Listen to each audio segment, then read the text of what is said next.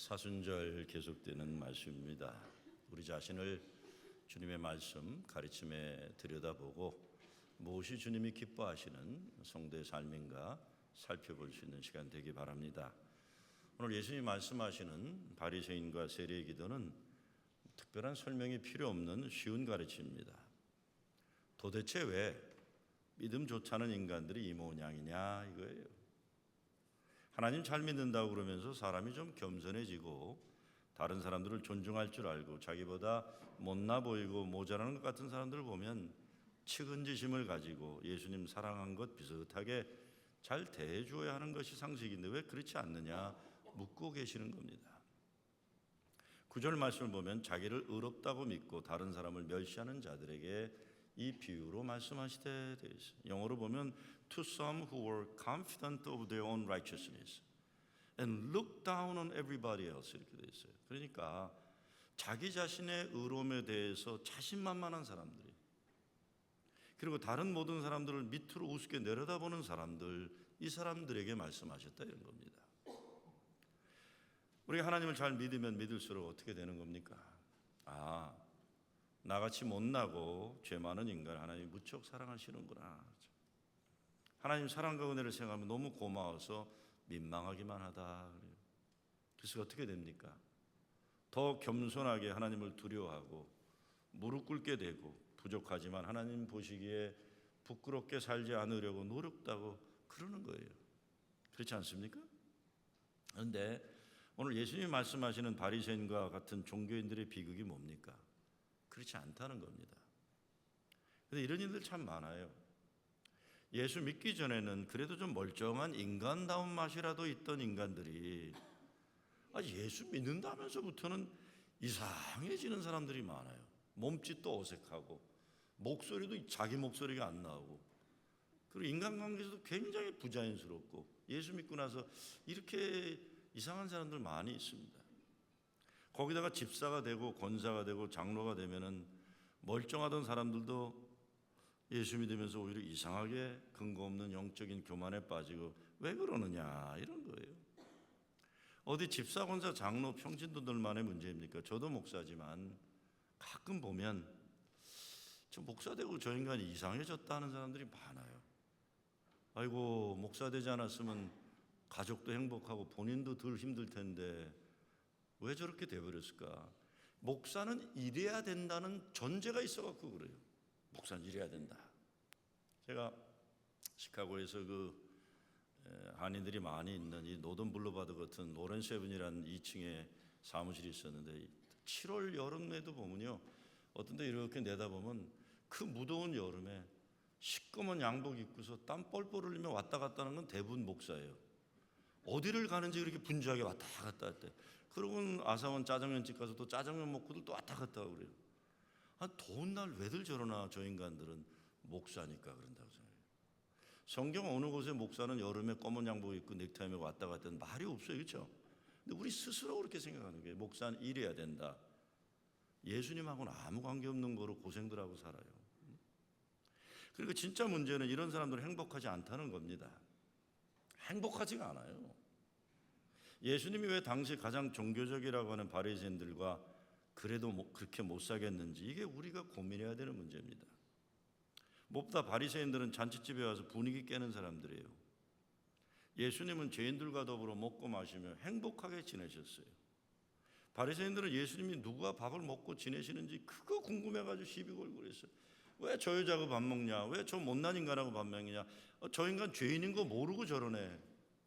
이거 갖고 시비 걸고 사람을 고치시면 사람이 고쳐졌다 이런 게 저 사람 얼마나 힘들었을 텐데 고침받았으니까 기쁘겠다 이런 생각이 없어요. 왜 안식일에 고쳤냐? 네가 뭔데 사람 고치냐? 화내고 그러는 거예요. 자기들이 하나님 제일 잘 믿는다고 하지만 하나님을 제일 불편하게 만드는 사람들이 행복하지 못한 사람들. 여러분 우리가 예수님으로 행복한 삶을 살면 어떻게 됩니까? 그 행복에 겨워가지고 다른 사람들 깔보고 무시하고 그럴 여유가 없어요. 하나님 안에서 행복하게 인생 살기도 바쁜데 다른 사람들 따라다니면서 못되게 구는 일 그런 거로 바쁜 일을 하지 않습니다. 예수 믿으면 내가 하나님 사랑받은 귀한 존재라는 것을 알게 되는 것 같이 다른 사람들 역시 예수님이 십자가에 달려 돌아가기까지 사랑한 존재라는 것 알 거예요. 그러니까 그렇게 살지 않죠. 내가 예수 믿는다고 해서 예수 안 믿는 사람들에 대한 잃은 영혼을 사랑하는 아픈 하나님의 마음을 가지는 건 좋지만 예수 믿는다는 것이 세상적으로 잘난 사람 된다는 것 아닙니다. 예수 믿는 사람들이라는 것이 사회적 신분이 상승되는 것도 아닙니다. 제가 옛날에 대학생 목회를 할 때 보면은 진짜 공부 안 하는 애들이 있어요. 진짜 공부 안 하고 쟤는 인생 어떻게 살려나 이런 애들 중에 예수 믿게 되는 애들이 있어요. 예수 믿고는 특별히 조금 사입이 비슷한 거에 가입한 애들, 사입은 아니더라도 학기말 시험 되면 도서관을 안 가고 맨날 교회 가서 철회하면서 방언기도하고 그래요. 방언기도가 문제라는 게 아니에요. 도서관에 가 있어야 되는데 얘들은 맨날 기도한다고 그래요. 그리고 더 기가 막힌 건 목사님, 예수님이 대학 다녔습니까? 그래요. 예수님도 대학 안 다녔는데 대학이 무슨 소리야? 야, 네가 예수냐 이놈아. 그리고 또 어떤 애들은 그 다음에 또 뭐 선교사 간다 그래. 제발 대학이나 마치고 가라. 네 엄마 아빠가 이 무더운 여름날 시카고 세탁소에서 그렇게 고생하는데 정신들 좀 차려라. 그럼 뭐라는 줄 아세요? 목사님은 복음이 없다고 그래요. 복음이 없다. 야, 대학은 좀 졸업해라. 대학을 졸업하고 신학교 가고 대학 졸업하고 선교사 되라. 그래도 늦지 않는다. 대학에 보면 그렇게 예수 믿는 애들이 그래요. 목사님, 쟤는 공부 잘하지만 뭐 공부 잘하면 뭐 합니까? 그래요. 공부 잘하면 좋죠. 뭐가 뭐예요. 공부 잘하고 예수 믿으면 더 좋지만 그냥 공부 잘하는 것도 좋은 거예요. 네? 남의 애들이라고 공부 잘하는 거 무시하지 마세요. 공부 잘하는 게 왜 문제가 돼요? 그러면서 예수도 대학 안 나왔다고 뭐 띵까띵까 노는 애들은 기가 막혀요. 네 부모들 좀 생각해라. 자기 공부 못하는 거 예수 믿는 것으로 못난 자존심 대체하려는 보상심리 참 많았어요. 학생 목회할 때도. 네? 예수님이 대학, 그 당시엔 대학이 예수님 다닐 데가 없었으니까 안 다니신 거예요. 자꾸 딴 얘기들 하는 사람들 많아요. 세상에 나가서 별로 인정받지 못하는 거, 교회 와서 못 이룬 명예욕 대체하는 거, 그거 아니에요. 교회 예수 믿는 건 그런 건 아닙니다. 죄진 인간이 죄사함 받고 용서받은 그 감성, 구원받은 그 기쁨 가운데 은혜 충만해서 사는 거예요. 이게 좀 나이하고도 관계되는지 모르겠어요. 뭐 저도 올해 60이니까 뭐 그래도 나이 조금 먹은 거 아니에요. 나이 먹으니까 뭐가 달라집니까? 남이 울면 왜 우는지 모르겠는데 괜히 눈물 나요. 저는 그 노래 듣다가도 뭐 어머니 친정 어머니 막 노래하면 우리 친정 엄마 생각나서 나도 울고 뭐 불효자는 웁니다. 누가 뭐 나오나가 제껴 되면 나도 불효자를 생각해서 눈물 나고 내용과 무관하게 눈물이 많아지는 거예요. 그리고 또 뭐가 많아집니까? 남이 잘못해도 나도 잘못하고 살았다 생각나서 그렇게 탓하게 되지 않아요. 옛날에 우리 애들 잘 나갈 때 남의 애들 못 나가면 저 집은 뭘 잘못했길래 애들을 저렇게 안 그래요. 이제 안 그래요. 아이고 저 집도 어려움이 있구나. 저 사람이 저 자식 때문에 얼마나 지금 눈물로 지내고 있을까. 그렇게 되는 거예요. 예수 믿으면. 나이 먹으면서도 그렇지만요. 예수 믿는다는 거 다른 거 아니에요. 죄진 받고 구원받았다. 그러니 우리가 잘난 것은 다른 세상 사람들에 비해 대단한 것, 용서받은 죄인이라는 것뿐이에요. 그게 얼마나 감사해요. 내 죄가 용서 안 받았다. 로마서 8장 1절에서 그리스도 안에 있으면 누구나 정죄함이 없다. 할렐루야. 얼마나 감사해요. 세상이 나를 정죄하고 세상이 나를 끝났다고 그러고 세상이 저거는 불가능하다고 그러는데 주님이 정죄함이 없게 하신 거예요. 날 의롭다 하셨다. 얼마나 감사해요. 용서받은 죄인이라는 게. 근데 용서받은 죄인들이 어떻게 교만하고 다른 사람 내려다보고 그럴 수 있습니까? 아니에요. 오늘 얼마나 많은 종교인들이 바리새인들처럼 사는지 몰라요. 그러니까 우리들이 가장 조심해야 하는 것이 바리새인들처럼 되지 말아야 하는 겁니다. 그러기 위해 종교적인 교만에서 해방되어야 됩니다. 바리새인들이란 원래 기원전 150년경 마카비아 시대에 유대계 율법을 철저히 지키고 그러니까 로마 제국의 식민지가 된 그 한을 풀기 위해서 생각해 보니까 우리가 하나님의 말씀을 철저히 삶에 실천하지 않았다는 아픔 때문에 하나님 말씀 철저하게 지키면 하나님이 이 백성의 주권을 회복시킨다는 민족적 신앙운동이에요. 평신도들이. 얼마나 훌륭한 거예요. 그런데 유대 민족에게 있어서 당시 그 민족을 살릴 수 있는 유일한 정신적 기둥이 바리새인들이 있었던 바리새 운동이에요. 근데 그들이 예수님과 가장 첨예한 적대 관계에 있었다. 이게 참 우리에겐 어려운 고민거리예요. 가장 하나님을 잘 알고 가장 종교적인 집단이 예수님을 대적하고 결국 십자가에 못 박도록 음모했다는 겁니다. 동기는 좋은 신앙운동이죠. 철저하게 율법을 지켜서 하나님 선택된 백성의 축복을 회복하자는 겁니다. 그러나 이것이 나중에 집단적인 교만에 이르게 되고 그 다음에는 자기들은 다 잘하니까 우리는 이제 다른 사람들의 잘못만 지적하며 살자. 종교 경찰 역할을 해요. 열심히 다른 사람들 잘못한 것 찾아다니며 정죄하는 일로 인생 바쁘게 살게 되는 거예요. 그리고 다른 사람들에게 끊임없이 종교적인 무거운 짐을 얹어주는 것을 일삼는 집단으로 전락하고 만 겁니다. 얼마 전에도 제가 소개한 레바논의 시인 칼릴 지브란, 그의 시적 상상력을 동원해 쓴 사람의 아들이란 책 제가 말씀드린 적이 있습니다. 거기에 보면 누가복음의 저자 누가가 쓴 위선자에 대하여라는 내용의 글이 있어요. 오늘 본문과 너무 중요하기 때문에 제가 다시 소개해 드립니다. 왜 예수님이 죄인들, 못난이들, 병자들, 도둑놈들, 가늠한 여인과 같은 사회들의 쓰레기에 대해서는 그렇게 관대하시고 사랑하시면서 종교적으로 존경받는 바리새인들에서는 조금도 여유를 보이지 않으시고 가혹하게 책망하셨을까? 거기에 대한 글이에요. 거기에 보면 이런 대화 내용이 있습니다. 어느 날 우리가 예수님과 함께 동산에 쉬고 있을 때 나는 이렇게 물었다. 주님, 당신께서는 죄인과 모든 약하고 온전치 못한 사람들은 다 용서하고 위로하시면서 왜 바리새인들에 대해서는 그리도 매정하시고 엄하십니까? 그랬더니 예수님이 이렇게 말씀하셨다. 내가 죄인과 약한 자들, 온전치 못한 자들에 대한 말은 참 맞다. 나는 과연 그들 육신의 약함과 정신의 온전치 못함을 용서한다. 그것은 그들의 실수는 그들의 조상에 의해 그들에게 짊어지어진 것이요, 그렇지 않으면 그들의 이웃의 탐욕 때문에 된 것이기 때문이다. 그러나 나는 위선자 바리새인들은 용납할 수 없다. 그 이유는 그들은 연약하고 불쌍한 자들에게 멍해를 메우기 때문이다. 내가 죄인이라 부르는 그 연약한 자는 털도 안 난 어린 새들이 둥지에서 떨어진 것 같다면 바리새인들이란 그것을 잡아먹겠다고 바위 등에 기다리고 있는 독수리들이다. 연약한 자란 사막에서 길을 잃은 자들이다. 그러나 바리새인들이란 길 잃은 사람들이 아니다. 그들은 길을 잘 알고 있다. 그러면서도 모래와 바람 틈에서 웃고 그들이 떨어지기를 기다리는 자들이다. 이렇기 때문에 나는 그들을 용납할 수가 없다. 무서운 평가죠. 근데 문제는 뭡니까?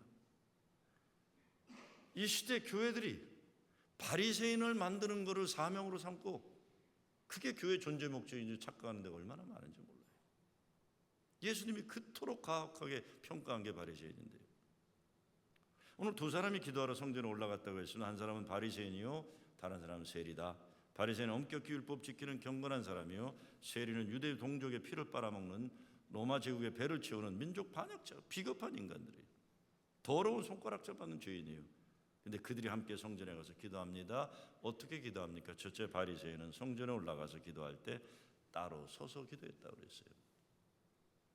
여기서 서서 기도하는 건 유대인들의 전통이지만 여기서 따로 서서 기도했다는 뜻은 자기의 기도의 행동을 돋보이게 하기 위해서 눈에 잘 보이는 장소에서 남들에게 보이는 생각으로 기도했다는 겁니다.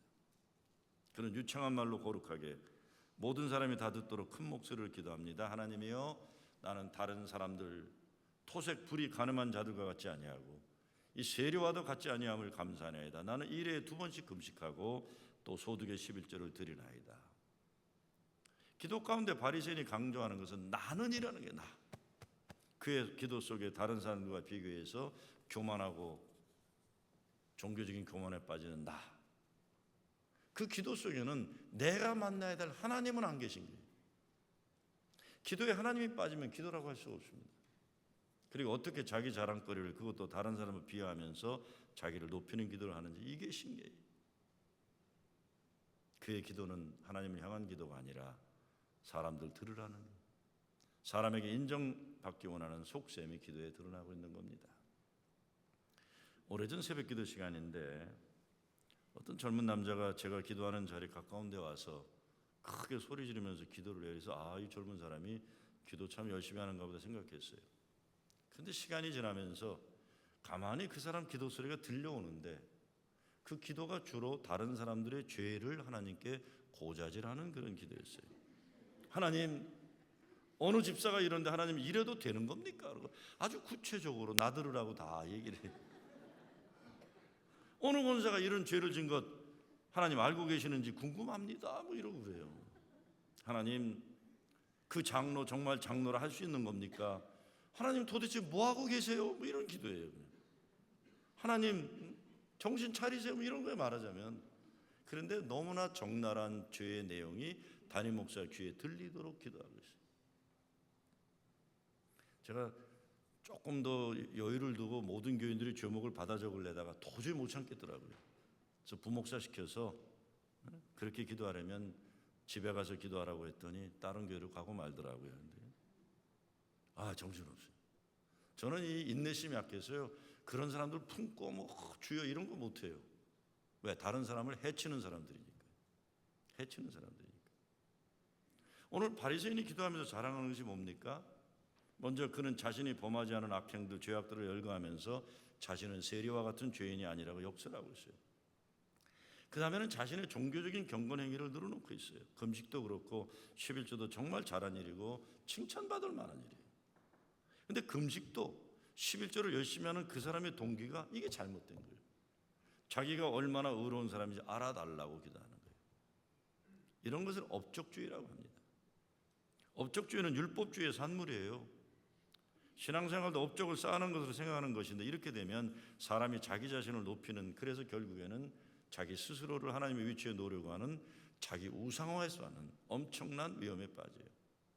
이게 바벨탑 쌓는 겁니다. 바벨탑 쌓는 거예요. 오늘날 교회 이런 것이 너무 많아요. 가장 큰 문제가 교회 직분 문제예요.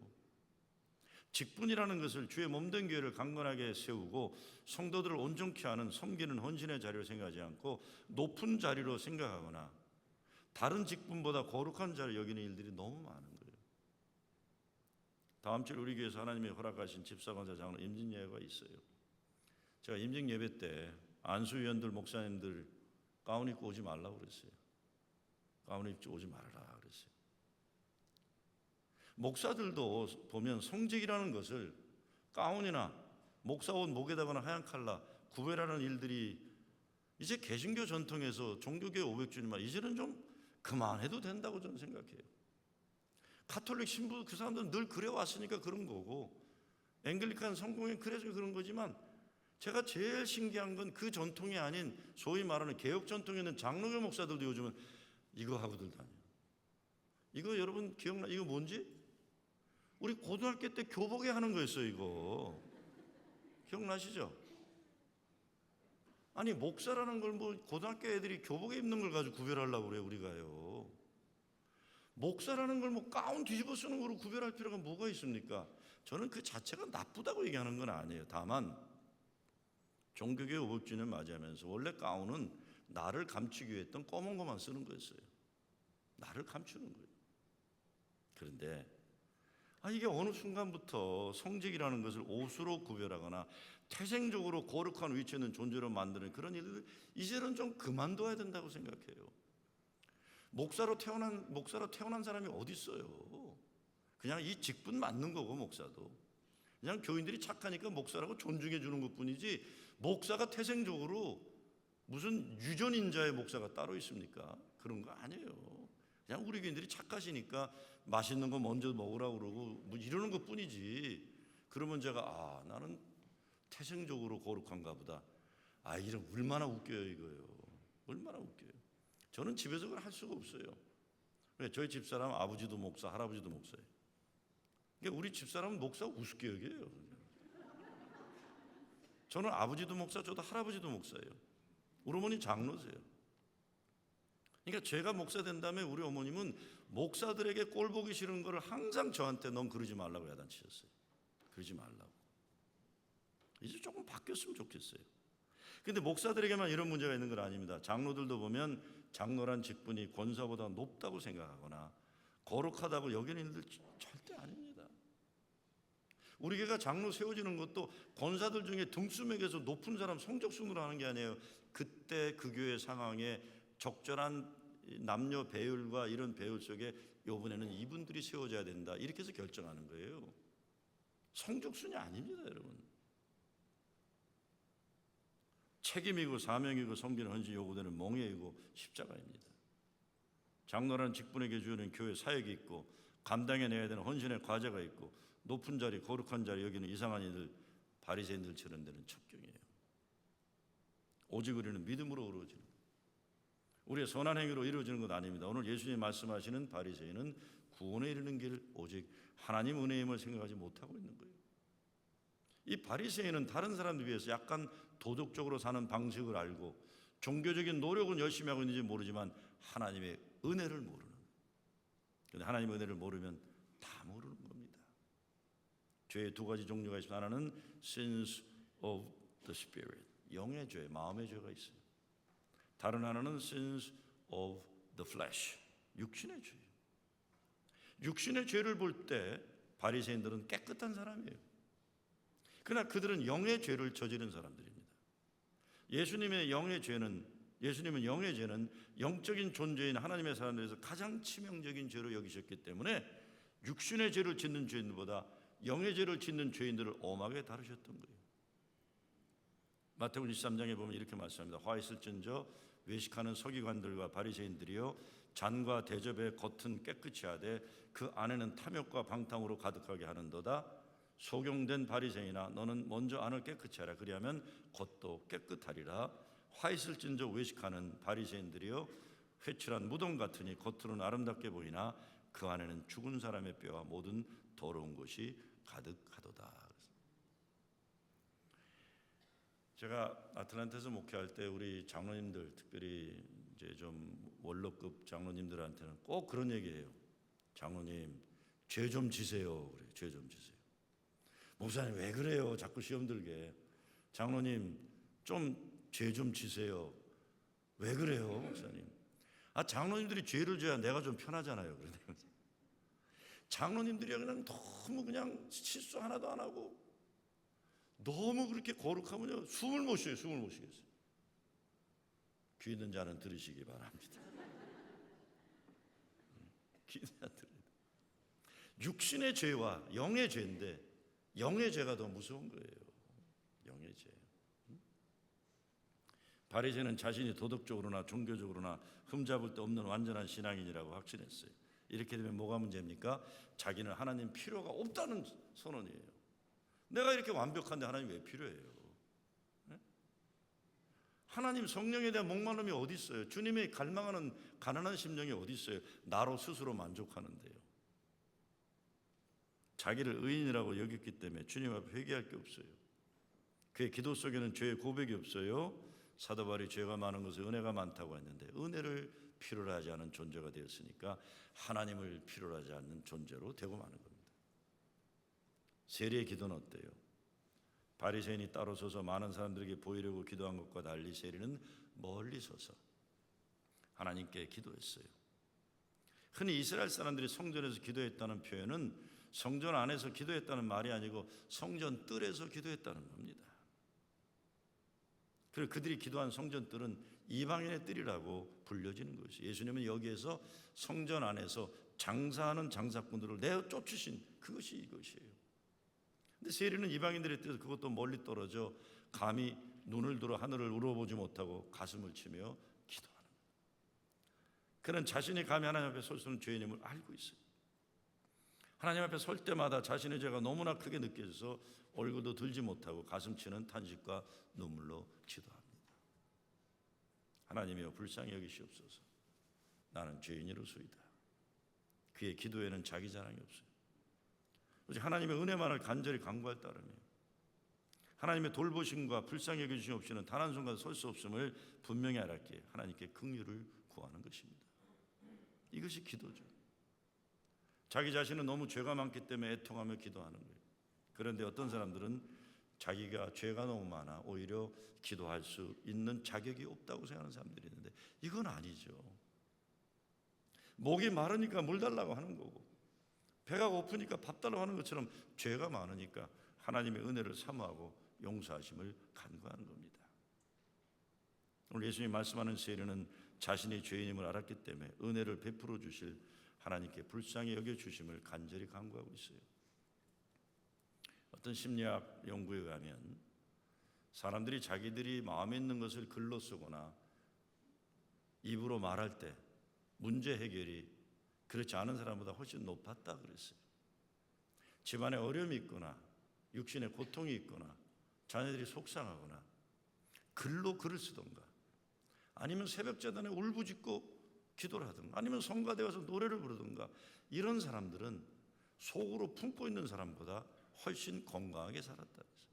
그리고 이건 참 재미난 거지만 그런 사람들이 짭을 다시 어플라이할 때 그렇지 않은 사람, 속으로만 품고 있는 사람보다 훨씬 짭을 잡는 확률이 높았다, 이렇게 나왔어요. 참 재미난 건데 저는 그게 무슨 말인지 알아요. 무슨 말인지 알아요. 속에 있는 것을 하나님께 토로할 수 있을 때 비워짐과 동시에 하늘에서 내려오는 은혜를 채워줄 수 있는 거죠. 하나님이 주시는 은혜의 물줄기가 내 안에 채워지는 거예요. 속에 꽁꽁 담아두고 화로 속을 썩이는 사람들에게 몸의 건강은 물론이고 사는 문제 해결이 더 잘 되지 않는 거예요. 그러니 생각해 보면 하나님께 기도하는 것 과학적인 면에서 볼 때도 엄청난 치유와 축복의 열매입니다. 요한일서 8절 9절에 보면 이런 말씀이 있어요.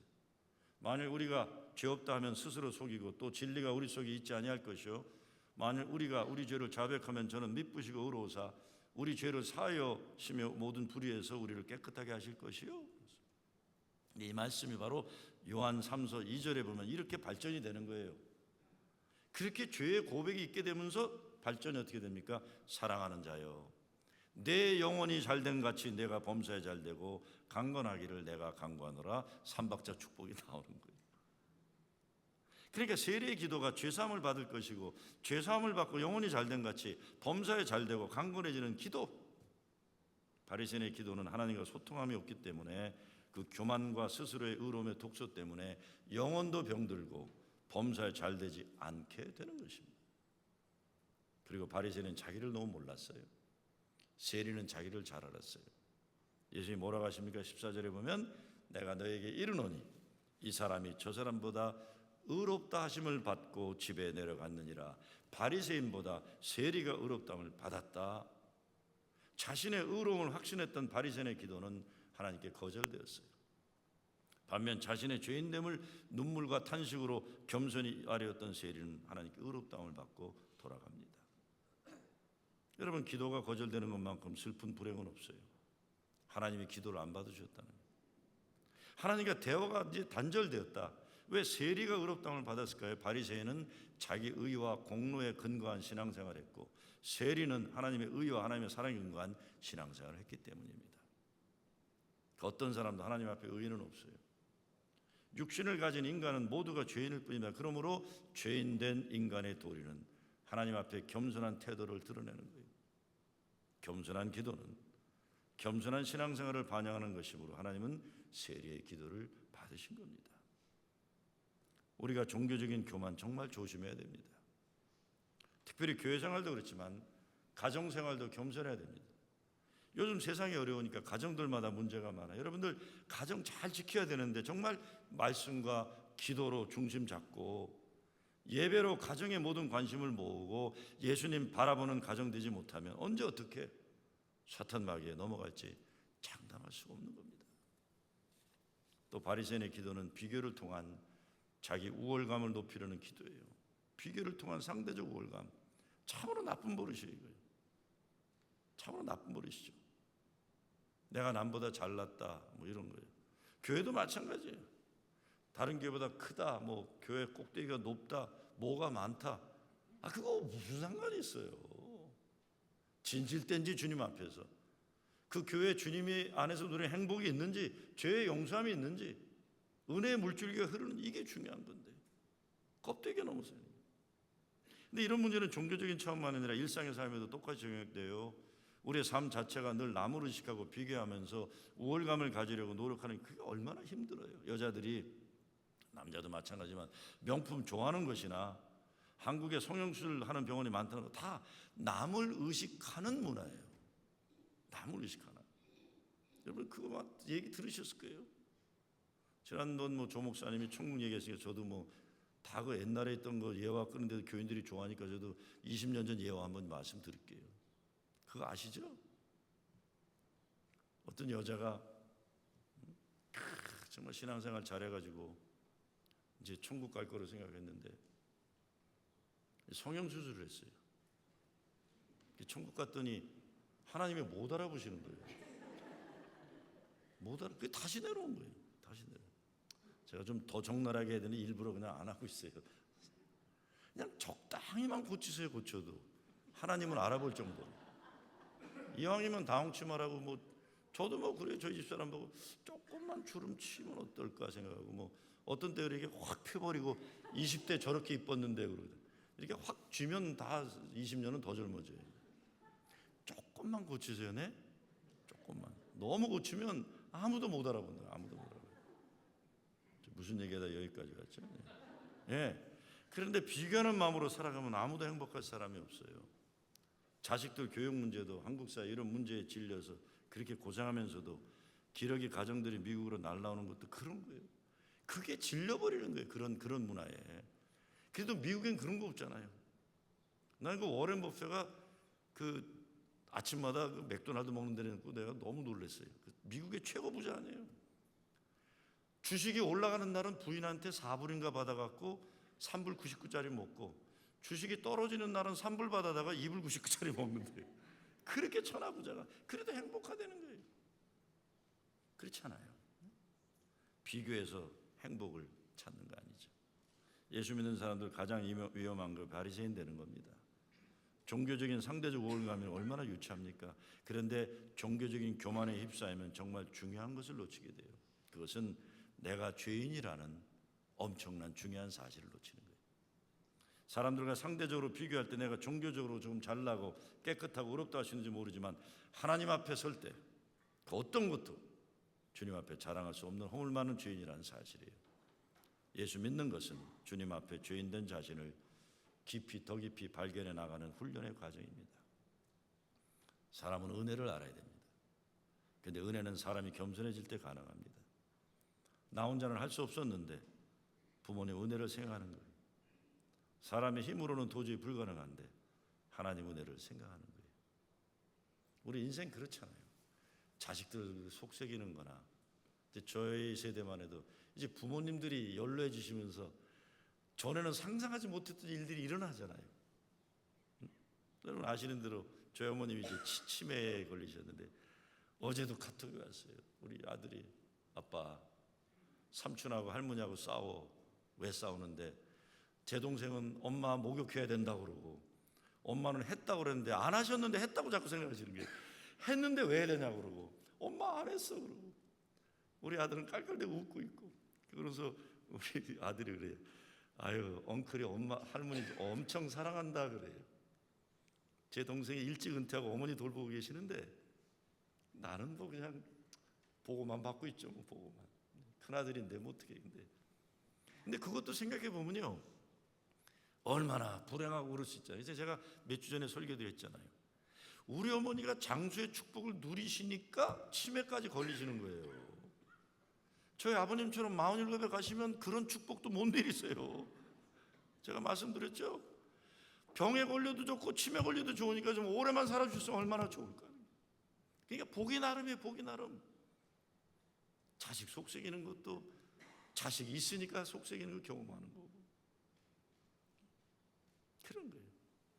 이 바리새인들은 너무 좁은 자기 경험과 지식에서 하나님을 묶어둔 겁니다. 제가 일부 예배 끝나고 잠깐 뭐를 보다 보니까 어떤 젊은이가 얘기하는 거 보니까 이런 게 나오더라고요. 두 가지 종류의 사람이 있다. 우물을 파는 사람과 여행을 하는 사람이 있다. 이렇게 얘기를 하더라고요. 우물을 파는 사람은 자기의 익숙한 것만 깊이 파내려가는 거예요. 한 곳에서. 나쁜 거 아니죠. 성실한 거예요. 그렇죠? 근데 여행하는 사람이 있다는 거예요. 이 사람은 모르는 미지의 세계를 향해 늘 여행해요. 때로는 물이 없어 목마르기도 하고 여행하는 과정에 어려움도 당하지만 여행하는 사람들이 있어서 세상은 넓어지는 거예요. 신앙생활도 마찬가지입니다. 정말 성실하게 운물을 파내는 것, 그런 사람들이 때로 교회를 지켜내요. 그렇죠? 성실한 사람들이. 그런데 하나님의 은혜 열린 세계를 향해 여행을 할 수 있는, 이게 복음의 세계 아니에요. 내가 모르는 세계를 향해 오늘도 경험하는구나. 저는 아침에 일어나면 제일 먼저 하는 게 무릎 꿇고 하나님 감사합니다. 오늘도 나 살려주셨군요. 두 번째 기도가 하나님, 오늘은 또 어떤 하나님 예비하시는 신비하고 놀라운 축복과 은혜를 저에게 주실 겁니까? 하루하루가 그냥 익사이팅한 거예요. 오늘 어떻게 열어줄지 몰라요. 오늘 어떻게 열어줄지 몰라요. 저는 율법도 나쁜 거라고 생각 안 하는 게, 예수님 율법도 나쁘다고 안 하셨어요. 율법의 완성을 얘기했잖아요. 운물을 깊이 파내려가는 진득한 신앙생활, 그게 훌륭한 거예요. 그런데 그것만 가지고 안 되죠. 늘 여행하는 믿음의 자세로 열려있는 은혜의 세계를 향해 가는 거예요. 그걸 가는 거예요. 예수께서 결론적으로 이렇게 말씀하십니다. 무릇 자기를 높이는 자는 낮아지고 자기를 낮추는 자는 높아지리라. 하나님은 교만한 자의 기도를 물리치고 겸손한 자의 기도를 받으셨어요. 제가 15, 16년 전에 다른 감리교 젊은 목사들과 뉴욕 맨하탄에 와가지고 그 당시 리디머 교회 팀 켈러 목사 만나 배움의 시간을 가진 적이 있습니다. 그때 한 4천 명 될 텐데 그때 한 2천 명의 우리 2세들이 그 교회에 다녀서 제가 질문을 던졌어요. 왜 우리 한인교회는 우리 2세들이 잘 오지 않는데 당신 백인 중년 남자가 목회하는 교회 2, 3천 명 우리 2세들이 다 여기 오고 있냐? 그때 그분이 숨도 쉬지 않고 얘기하더라고요. 당신네 이민교회는 탕자의 비유에 나오는 큰아들 같은 교회인데 젊은이들이 올 것이라고 생각하는가? 그래요. 자존심 상했어요. 그때 근데 저는 각오했어요. 앞으로 내가 목회하면서 바리새인들이 좋아하는 교회 하지 않고 탕자들이 와도 환영받고 올 수 있는 교회 만드는 목회하리라. 여러분, 뉴욕에도 바리새인을 양산하는 교회 많습니다. 바리새인 되는 게 여러분의 목적이시라면 이 교회 안 맞을 수 있어요. 이 교회 안 맞는 게 아니라 저하고는 안 맞을 수 있어요. 그래서 저는 싫어요. 나도 바리새인 되기 싫고 바리새인들을 양산하는 교회 목사 되고 싶지 않아요. 정말 그런 게 원하는 분은 제가 추천서 한 2마일 거리에도 있어요. 제가 다 추천서 써드릴게요. 저는 하나님의 마음, 부모의 마음을 담은 탕자를 품을 수 있는 교회들은 그것이 남아있는 목회의 꿈이에요. 우리 교회가 그런 교회 되길 바라고, 바리새인 되기를 거부하고 정말 세리의 겸손한 애통함, 하나님 두려워하는 마음으로 기도하는 가운데 주님에게만 의롭다 인정받는 여러분 되시길 주의 이름으로 축원합니다.